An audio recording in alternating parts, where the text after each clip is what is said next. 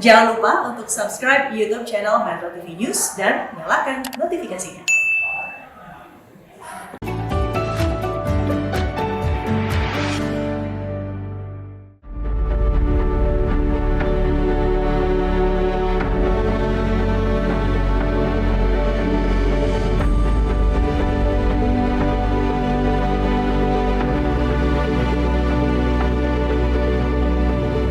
Baik Pak Mirdal, bicara akses pendidikan tadi, ada konsep yang sangat menarik yang dipunya oleh Media Group, yaitu OSC, Online Scholarship Competition. Mengapa Media Group merasa harus terpanggil? Mengapa Pak? Online Scholarship Competition berawal dari sebenarnya ide sederhana. Melihat permasalahan pendidikan kita tadi, ada demografi, ada ekonomi. Bagaimana anak-anak kita di Papua, anak-anak kita di Aceh, di Sangiheta Laut, di Kupang, di Morowali, bisa mendapatkan pendidikan berkualitas. Seperti saudara-saudara mereka yang ada di Pulau Jawa. Sementara mereka, untuk dapat SMA baik aja butuh perjuangan. Banyak dari mereka harus ke sekolah itu dengan jalan 4-5 kilo. Dan mereka jalan itu. Tapi setelah selesai SMA, mereka kuliah. Susah untuk mendapatkan kampus. Kalaupun ada kampus, grade-nya bukan grade A. Permasalahan ini hampir sama di seluruh wilayah Indonesia. Nah, kemudian belum lagi faktor ekonomi. Ada kampusnya yang bagus, tetapi secara ekonomi mereka tidak layak. Kita coba berpikir bagaimana memberikan kontribusi terhadap ini. Masalah pendidikan sudah sedemikian banyak. Daripada kita mengutuk kegelapan, lebih baik kita menyalakan lilin. Lebih baik kita memberikan solusi. Semua ini kemudian kita ramu, sehingga terbersitlah sebuah ide, bagaimana kalau kemudian anak-anak yang di pelosok itu kita jembatani mendapatkan akses pendidikan yang terbaik di Pulau Jawa. Pertanyaan berikutnya, caranya gimana? Karena tesnya di Jakarta. Kita bersyukur para dosen, rektor yang kita dekati memahami visi ini dan kemudian mendukung, memberikan kontribusi. Kita memberikan keleluasaan, fleksibel terhadap proses pendaftaran dan kemudian alhamdulillah disambut baik. Tahap awal itu 2015 5 kampus pertama. Kita diberikan beasiswa, jatah beasiswa dengan tes yang tidak perlu hadir di kampusnya. Tesnya dilakukan secara online. Di rumah para calon. Di rumah para calon selama akses internet itu ada.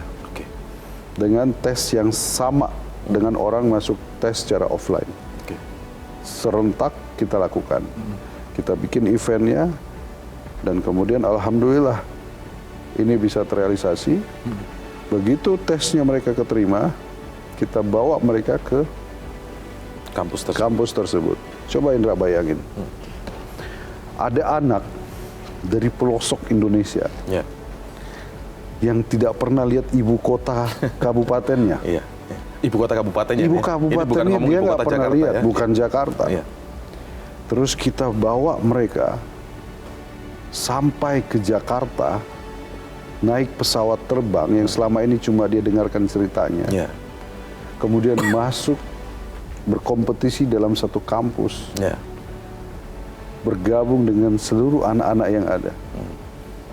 Itu transformasi besar-besaran terhadap nasib seorang anak bangsa.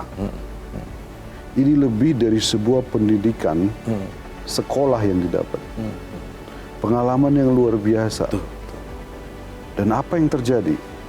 Eksperimen ini, culture shock.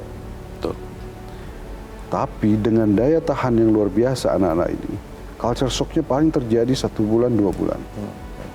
Sehingga kemudian mereka bisa bersosialisasi, bisa berkompetisi, berkolaborasi, dan belajar seperti anak-anak lainnya di kampus tersebut.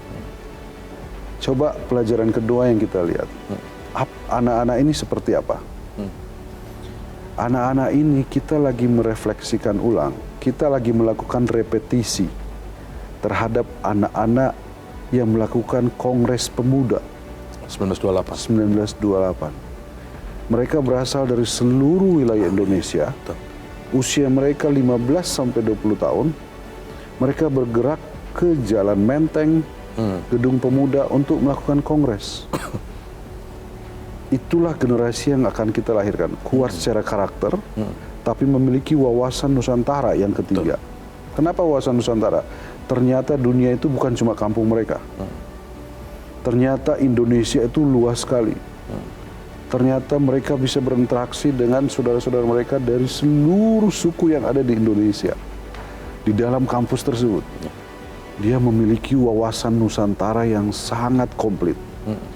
Generasi inilah yang kita harapkan nanti mengulangi generasi-generasi emas tahun 28 dan 45. Yang kemudian menjadi pemimpin yang lebih berwarna di Indonesia emas nanti. Itu tahap pertama 2015 dan alhamdulillah sekarang sudah masuk di tahun ke-8. Tahun ke-8.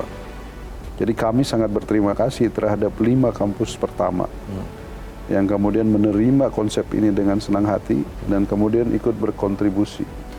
Memberikan beasiswa, ada yang 20, ada yang 10, dan akhirnya terkumpullah 50 beasiswa tahap pertama untuk kita bagikan ke anak-anak seluruh Indonesia.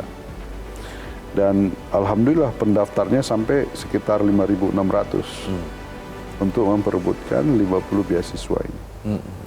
Nah, kampus juga kemudian mendapatkan mahasiswa-mahasiswa yang lebih beragam dari seluruh wilayah Indonesia. Betul.